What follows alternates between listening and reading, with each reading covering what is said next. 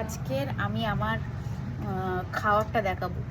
বেশি অংশ কী থেকে দেখে দেখো, মাছ মাছ আর সিম, বাঙালির সেরা খাবার। আর এখানে আমি একটু ডাল সেদ্ধও নিয়ে নিয়েছি।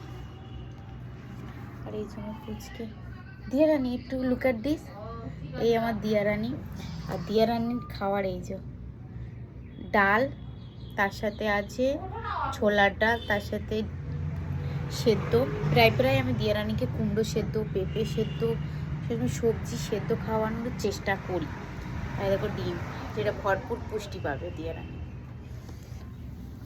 এই দেখো ডিম খাওয়া স্টার্ট করেছে। ডিম ওর ফেভারেট। বলো দিয়া রানী, কি বলতে চাও? বক্তব্য কোনো দিতে চাও? খেয়ে নাও, ডিমটাকে খেয়ে নাও। বক্তব্য